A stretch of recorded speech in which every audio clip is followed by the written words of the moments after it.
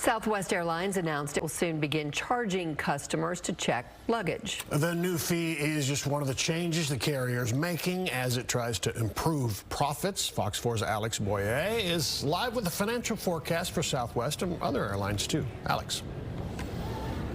Hey guys, you know, this is really the end of an era for Southwest Airlines. Their free bag policy really helped to set them apart from their biggest competitors. The move comes as Southwest Airlines, as well as other major U.S. carriers, are looking at ways like this to become more profitable.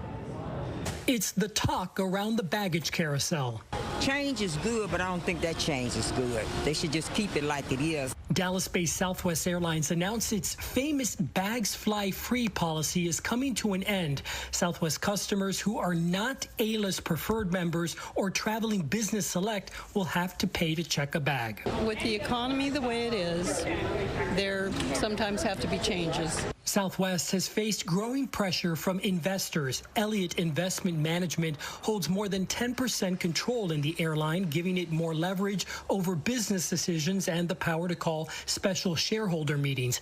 Elliott has been pushing the company since last June to make changes to improve its profitability. Early next year, the airline will also end open seating. If you're going to pay that and have assigned seating too, you know, you're kind of any of them. You go to anybody. In a statement, Southwest Airlines CEO Bob Jordan said, "We have tremendous opportunity to meet current and future customer needs, attract new customer segments we don't compete for today, and return to the levels of profitability that both we and our shareholders expect." I consider it, you know, just a sign of the times. Guy Hirsch may be right. To me, it looks like it's a margin play. Dr. James Mose is a numbers cruncher. Southwest's policy change comes on the same day that Fort Worth-based American Airlines and Delta both announced that they have lowered first quarter expectations. American blames the impact of the American Eagle mid-air collision in Washington, D.C. in January and lower travel demand in March. Delta says the reason for its drop is consumer and corporate uncertainty with the economy, which is contributing to a dip in domestic travel demand. We were pent up for a couple of years with COVID. Then there was this big surge for a big surge for the next couple of years in travel, and now I think it's beginning to taper off.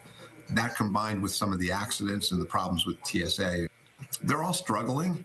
They're all struggling for market share. And to that point, the policy change for Southwest Airlines will be applied to tickets purchased on May 28th or after. Guys, we'll have to wait and see if this indeed turns out to be a smart business move for Southwest.